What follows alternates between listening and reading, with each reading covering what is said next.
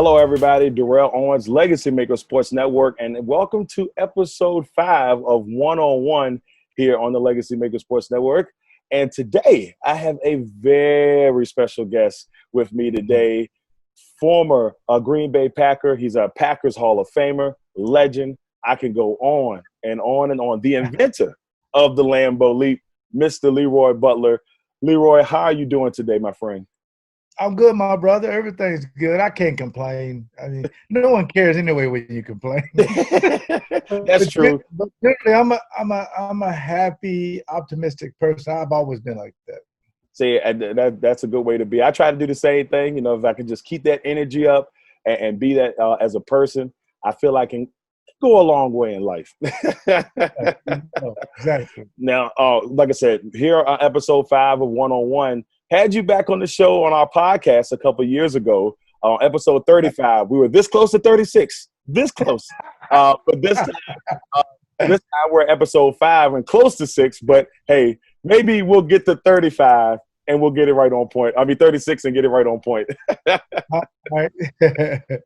All right, Leroy. So let's get this thing started with, of course, the biggest issues that are going on right now. And the first thing I'll ask you about is how are you and your family handling everything through COVID-19 and the pandemic? It's been crazy too much. You got to, most people have been quarantined. You're sitting in your house. Yeah, it's hard to get around. But tell us, how have things been for you and your family, and how have you dealt with the pandemic?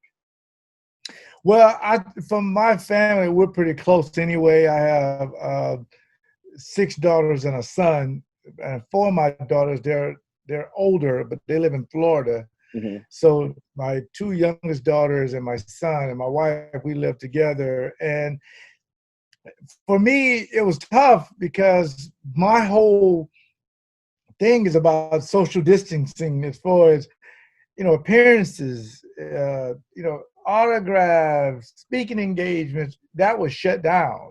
Mm. And it started to come back a little, but I had like 17 appearances just all canceled. Wow. And so no future dates, so that was a lot of revenue. But the good thing about it was my kids every night, because we're so busy and I'm always on the road or busy, we very rarely would eat dinner together. We've been doing this, eating dinner together for like 90 days. And it's been awesome.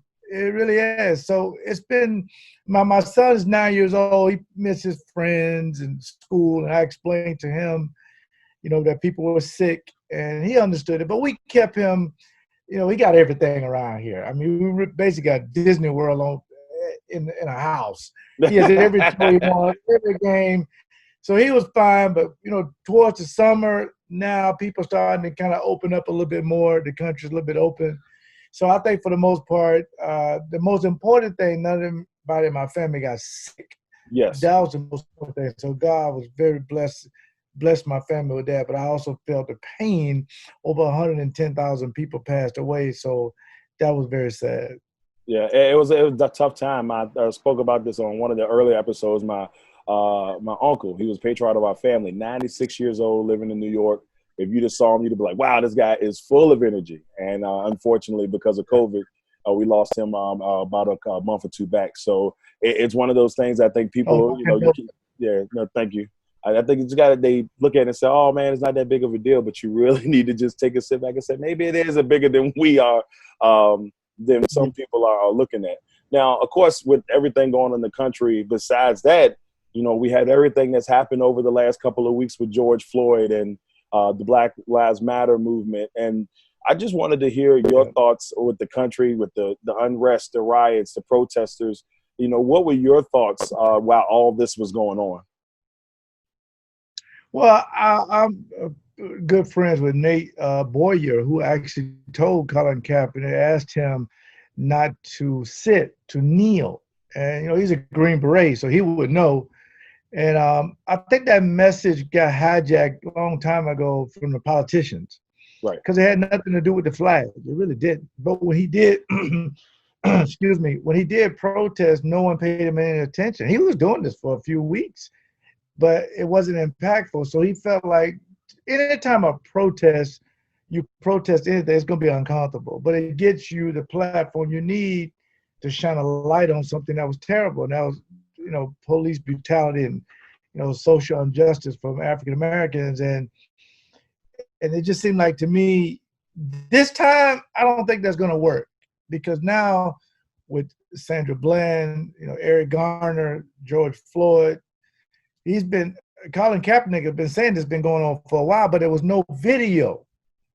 Once you see something on video, it's very impactful. And I still think the police down in Kentucky need to be prosecuted for just, how can you just go in the wrong house and kill her and nothing happens? I mean, I'm still baffled by that. I'm still baffled by that myself. I just really feel sorry for her family. It's, what do you do in that situation? I mean, somebody. And that's what he was talking about. So, but this particular time, and Drew Brees, basically, it was bad timing, but it was, again, nothing to do with the flag. It had something to do with, I need to get everybody's attention, and that's when most people pay attention. But the one thing that really bothers me, people think Black Lives Matter is a terrorist organization. It's not. They're not going to come to your house and take your guns. Only thing we're saying is, if there's something that matters to you, you treat it correctly. Right. Your money, your family, African Americans, we don't play about our mama. If you talk about my mom, they're going to get just certain things that matter. Your favorite Jordans, your 401k, all of those things that matter to you, you don't put your knee in their back. You don't snatch them out of the car and tase it. Right. You don't just, shoot it unjustly. No, you take care of it. Black Lives Matter wants every police, when you approach the car, don't let the color of the person react to how you react. Right. It's protect and serve. Go there, give me a ticket if I did something bad, and let me be on my way back to my family. Don't go 0 to 100 and get all angry because you see as an African American. And when you see as a white person, I'm a little bit more relaxed. If you see as a Mexican guy, you get all excited and want to just bust the windows, or a female African American. Don't do that. Just treat everybody the same. And you know what? Most white people want the same thing. They said, wait a minute now, you know what? I'll be honest. And Roger Goodell, I was wrong. I get it now. I understand what he was saying. And you see a lot of white people, Asian, everybody is protesting because they saw George Floyd on tape. So my thing is, I just want people to acknowledge, before you apologize, you have to acknowledge what you did wrong. Right. You know how your kids are. Did you eat that cookie? No. You got crumbs in your face? No. But you say, okay, I'm sorry, but you never acknowledge what you did. Exactly. Once you acknowledge that, that's fine. Okay, we can move on. And that's why people say, what can we do? What can we do? The acknowledgement that racism exists, a lot of people don't want to admit that. Right. So, until they admit that they've seen it, it's a part of it, let's all get rid of it, you're going to have this happen again. And I just hope it doesn't. It's just sad because me and you have to talk to our kids about how do you act around the police. Right. It shouldn't be that way. It shouldn't be that way. And my godmother's retired police officer, 30 years. Right. She's the one that sent me the tape. One of my best friends is Art Howell. He's the Racine, Wisconsin. He's the chief of police. Nicest guy. None of the good police want to see the kind of thing that happened. So I think it's going to be a lot of changes this time. But Colin Kaepernick, him and Nate Boyer, to me, they tried to tell everybody a long time ago it had nothing to do with the flag. Now, the NFL did issue an apology, which you spoke of. Do you feel that? Do you feel like the apology was sincere enough? Do you feel like that they truly have realized what's going on? And a lot of people are upset with the apology because they didn't acknowledge Colin Kaepernick or, apologize to him for the situation. What are your thoughts on that? Well, I think when they called him in and tried to work out the settlement. I think they apologized to him then. I mean, they worked out a settlement. They brought in Jay-Z to do whatever he wants to do. And, it just seemed like pandering at one point. More billionaires getting more money. The poor people still aren't getting anything. That's why Colin wasn't happy. They set up some workouts, and it just didn't work out, so he didn't play. But I agree with the apology because he acknowledged that they were wrong. Right. The one thing is hard, and you know this, the one thing hard for a man to do is to say, I'm sorry. It's pretty hard. tough. It's hard for everybody. But for a man, the ego is just a little bit. Yeah, because you were taught to be this strong person, to always never be soft, But listen, there's only one guy in the country that never admits he's wrong or never apologized, and we know who that is. But for Roger Goodell to say, because they didn't do that in the concussion case. Right. They acknowledged they were wrong about anything. They just paid, took care of some players and kind of moved on from it. Now they got the concussion protocol. This was unprecedented for them to say that they were wrong, especially when the owners are like, wait a minute, they got down with the president. The president gets involved, calls them SOBs, and it riles up his base. I don't think that's going to happen anymore. I think his base are reasonable people to say, listen, I get it now. I like to stand with my hand over my heart and sing. The guy kneeling wants me to just listen to him. And until I listen, you may have guys kneeling. So the NFL is saying, listen, we're going to listen this time. Right. So, yes, I'm a Christian young man. I accept his apology. As Drew Brees. A lot of people didn't accept his apology. But I'm like, I'm from the South. Right. We used to go to church 1,000 days a week, okay? And I always try to be like Jesus. I'll never be like that. But I have to take people for their word and you can see their action.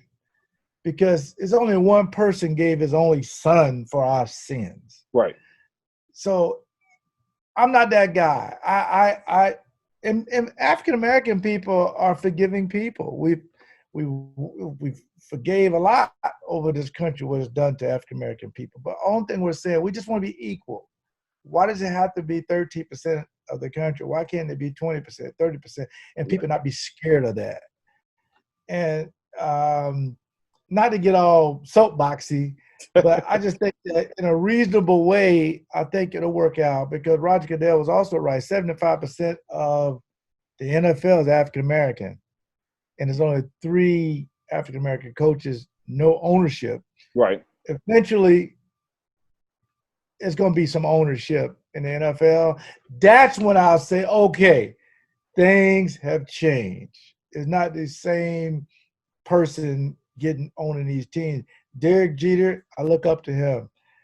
Magic Johnson. Well, I'm a Laker fan, a little biased. I look up to Bob Johnson, Michael Jordan. These are owners, and that's what we want. We got to help African Americans come on up where everybody else is, and I don't think that's too bad to ask for. We're not asking for a handout. We're just asking for acknowledgement. Right. And through acknowledgement, some people may say reparation.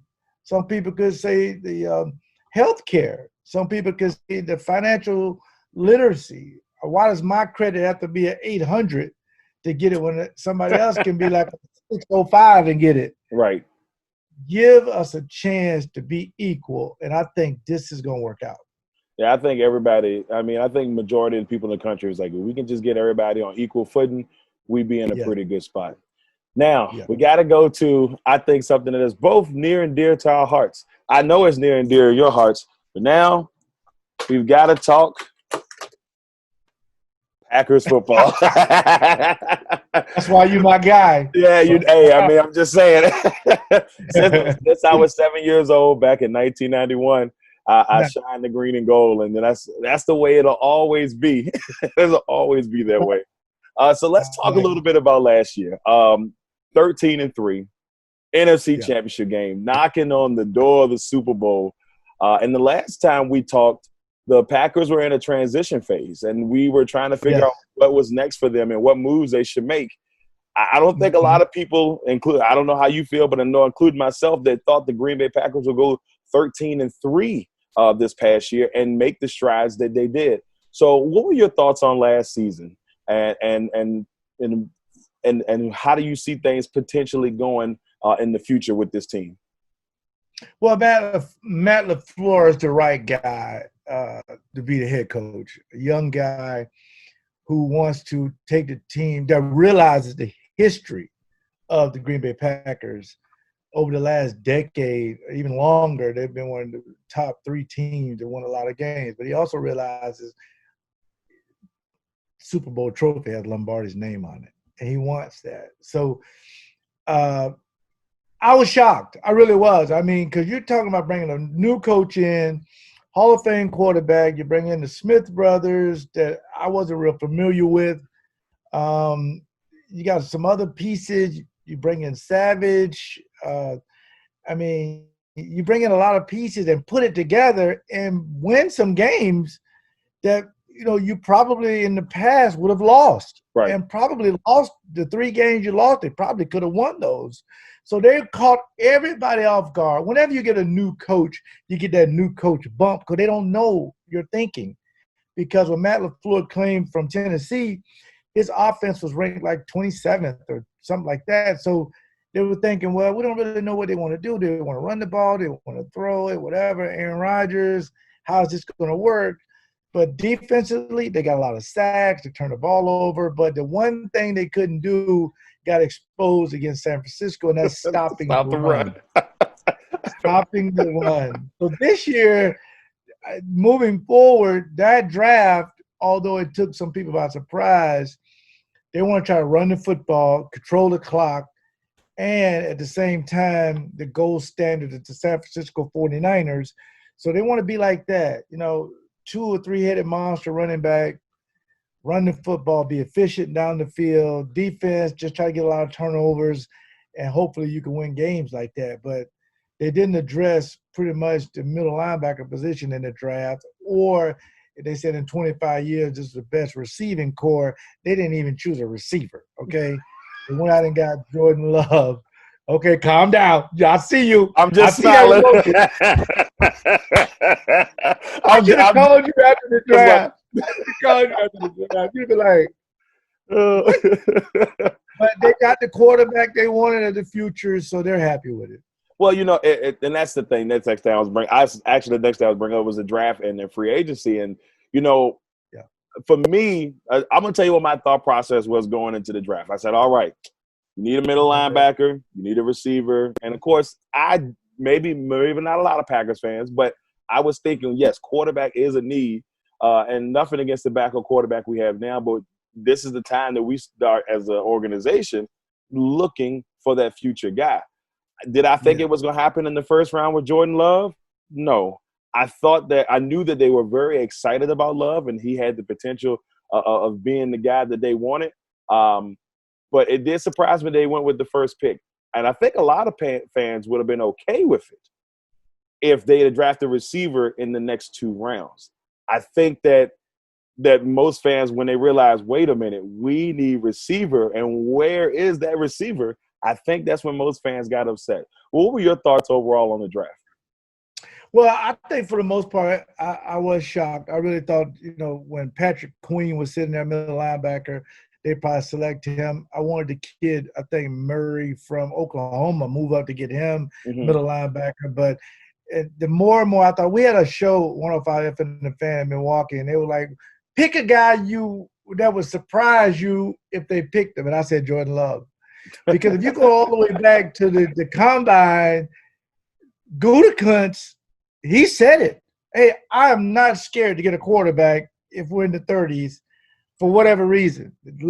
So their thought press, I know now, was if the kid dropped in the 20s, we're going to get him. And it worked out perfectly. And I heard some rumor they wanted Ojuke, the kid that went to San Francisco, that receiver, but I don't believe that. I think Jordan Love, J Love, was the guy. And I think when Mike Holmgren first came in, he wanted his quarterback. Right. Ron Wolf went out and got Brett Favre because we already had Don Majkowski. So it makes sense to get a guy. And then, Mike McCarthy comes in. He's with Brett Favre. He wanted his own guy. But Aaron Rodgers failed to them. That's a little bit different. They moved up to get Jordan Love. So, hey, listen, once they got him, they said this kid's going to be just like Patrick Mahomes down the line. Hey. I said, hey. You do that emoji. That's the emoji. You get, hey, okay, I'm bought in. A.J. Dillon, the one guy that's going to play a lot. Right. Because they want to go to this two-headed monster with him and Aaron Jones. And this kid, man, when they stacked the box 8 men in the box, right, he was number one. I mean, he just ran over everybody. So he's going to be in the fourth quarter when it's December, January to the playoffs. He's going to take over, sort of like what Eddie Lacy did. Now, the kid, Josiah, the third-round tight end, I'd be shocked if he's not a starter. Shocked. Really? Yes, because LaFleur likes that H-back type, not a fullback, but a tight end that can do both. That's off the ball, max protect, slip out, run a middle read, throw it to him. Or you could bring in Sternberger and split him out with double tight end sets. They're going to do a lot with him. Everybody else pretty much are just projects they're going to develop because they got a bunch of offensive linemen just to fill depth. So I wouldn't have been mad if they would have got a right tackle early because Wagner is your starting right tackle. He came from Detroit, and they got him on a 2-year deal, veteran. So I don't know how good he is. You have to wait and see. But I tell you what, they got Kamal Martin from Minnesota. He's been banged up. I don't know how good he's going to be. And got Kurtzy from Cleveland. He's been banged up. And then they signed Funches at wide receiver.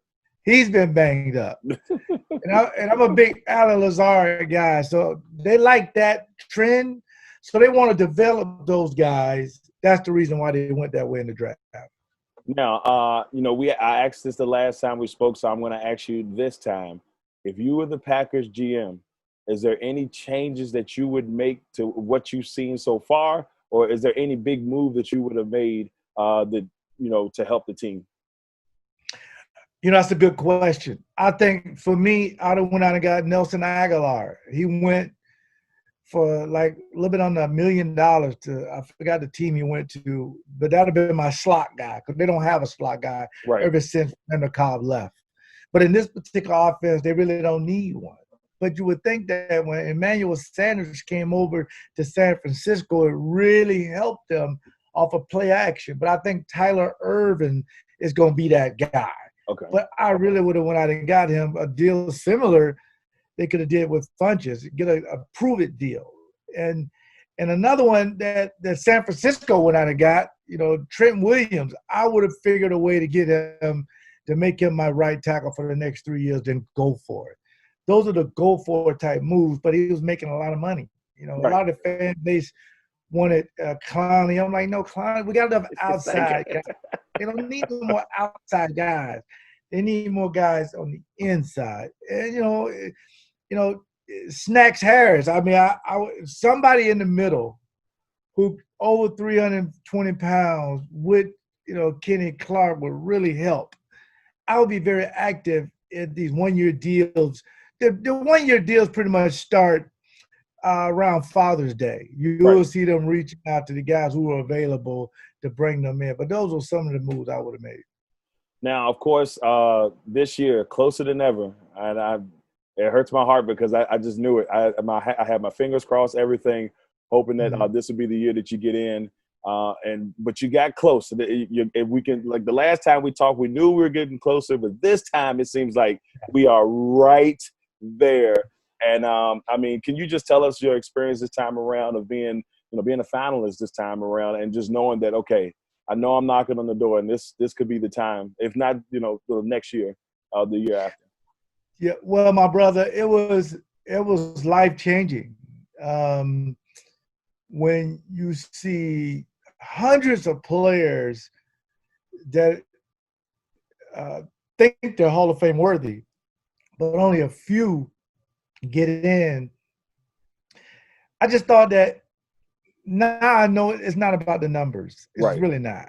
It can't be about the numbers, because I thought if it was, and no disrespect to any of the guys that went in, but if it was about the numbers, I think I would have went in over Steve Atwater. That's just Right. my personal opinion. If you're going to put two safeties in, I thought me and Troy would have been perfect. But that's okay. I mean, I don't want to – see, that's one thing about the Hall of Fame. I don't want to pull anybody down Right. because – but I'm thinking, what are they going by? Are they going by all pro? They're going by – I don't know. The safety position has been overlooked for 27 years, so they're starting to get caught up now.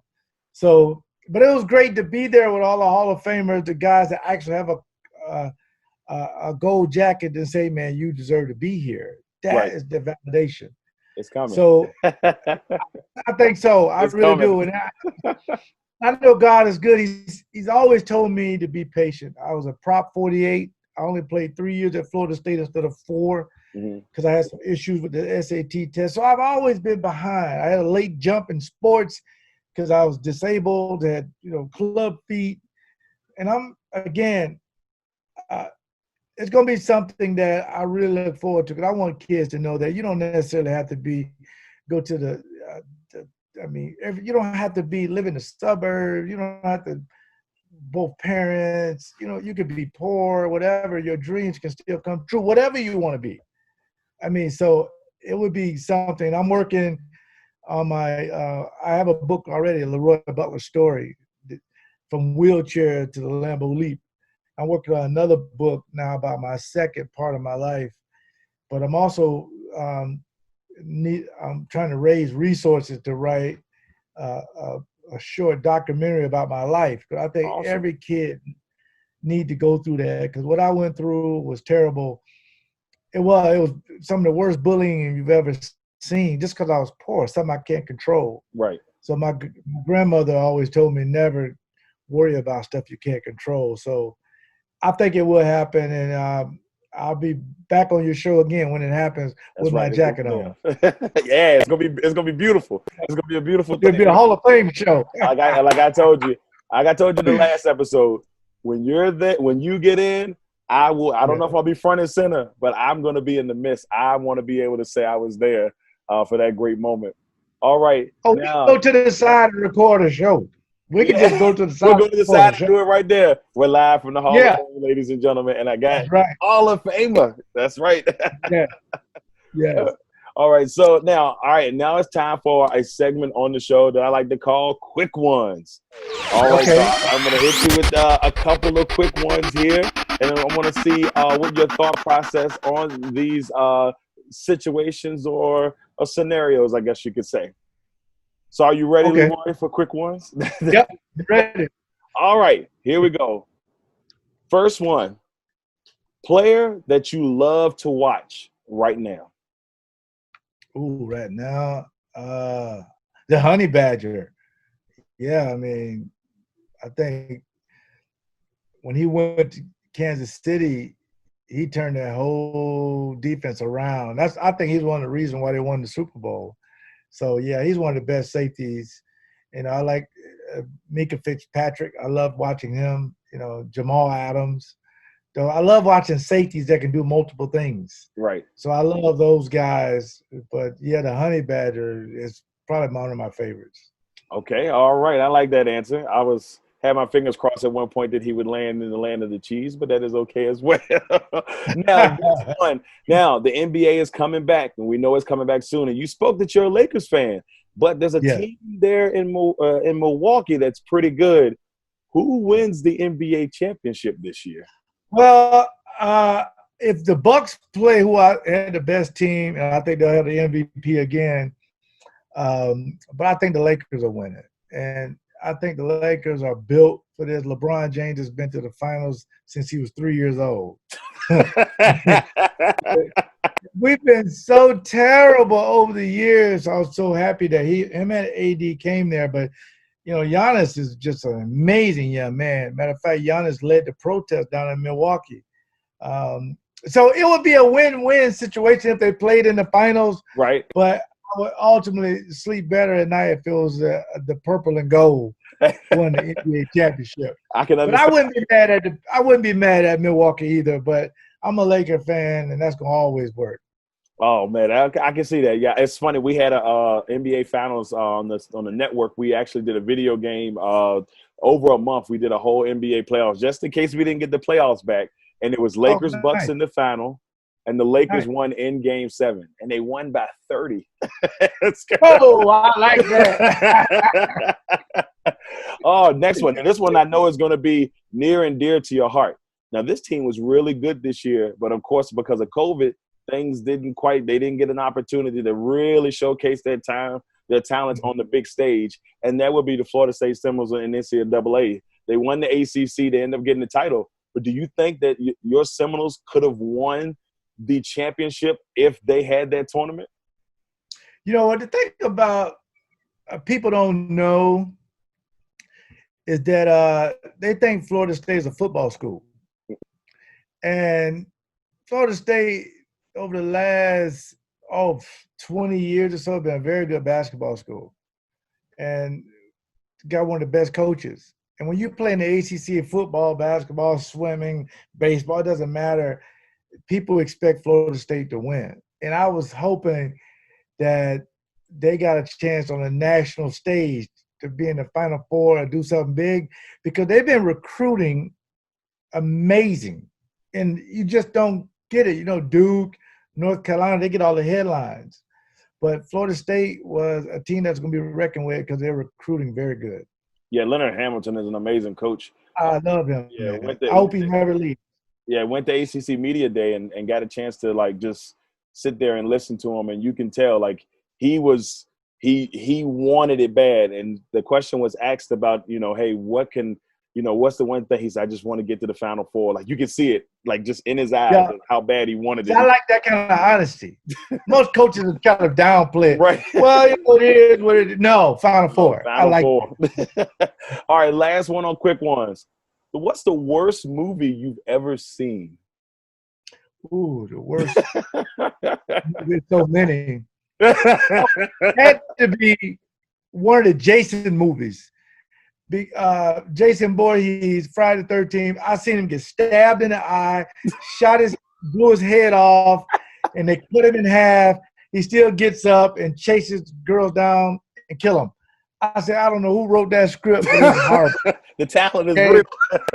I've never seen this guy die. And then they made a worser movie when him and Freddie got together and was fighting. It was just, who puts this stuff out? I'm not gonna lie to you. I watched Freddie versus Jason twice in the movie theater, only because I'm a huge Freddy Krueger guy, and I was like, I need Freddie to win this matchup. And if you watch the movie, he was dominating, and it still seemed like he didn't come out on top, even though he winked at the end. I was like, man, get out of here, man. I was so upset. Yeah, Freddie like to play with you before he kill you. Yeah, and that's what makes Freddie on a different level. He's scratching the chalkboard, he's laughing at you, he's joking with you, and then he's in your dreams. Yeah, that's what Freddie's my guy. So but I understand why you said it, because I had a lot of friends that said, "Man, this movie is terrible." Hey, man, come on, man. It was something to laugh at. All right, that's the Leroy Butler edition of Quick Ones. Now, Leroy, before we get off of here, once again, I'm going to say it till I'm blue in the face. I truly appreciate you coming on. It has been an absolute pleasure to have you on Quick Ones and just help in my development as a sports journalist, a sports media person. I'm not ashamed to be out there, and thank you for it. I truly appreciate that. And my brother, you're my brother. It's all good. So before we go, is there any special projects? I know you spoke about the book that, potential documentary, but is there any other things that you want to talk about or get the documentary or book out there? Yeah, it's a few things. I have to find the resources, partners to put. I think the Leroy Butler story is going to be huge. I really do. It's going to be something like no kid all color, all races, all religion is going to really enjoy it because my life story is truly amazing. And, and that was one of the things that, by me being a Laker fan, I've always tried to reach out to Kobe Bryant to be a part of the production, but obviously, Right. the tragic, helicopter crash that really broke me up. That Yeah. was tough. It's still tough to get over that. So now I'm trying to reach out to people like Tyler Perry or LeBron James, which will be hard, but I need somebody to help me put this story together Right. and get it to where kids need to see it, for anti-bullying, how it's okay to be saved. My first time getting baptized was hilarious, because they told me it was just be in the water like you're swimming, and I used to put on goggles when I was little. It was funny, but yeah. So I've been writing that for a while now, and so I'm very excited. I got a website, LeroyButlerInc.com. I do a lot of speaking engagements. You can go on there, of course, and book me for speaking engagements. But the main thing is I'm working on that documentary. And the last thing is me and my wife got married at Lambeau Field, and we recorded it.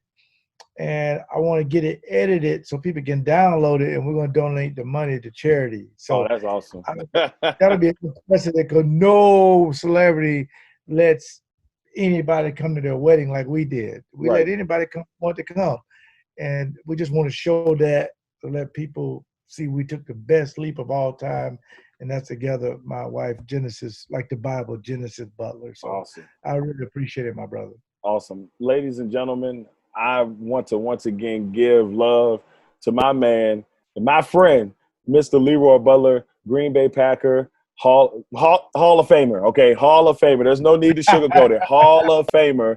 And he's a legend. He's done so much. And, we truly appreciate you coming on. Everybody, thank you for tuning in for this. And it's just, I'm just excited right now. I'm not even gonna lie to you. I'm like a little kid in a candy store. Truly appreciate you coming on, Leroy. This is Darrell Owens, Legacy Maker Sports Network.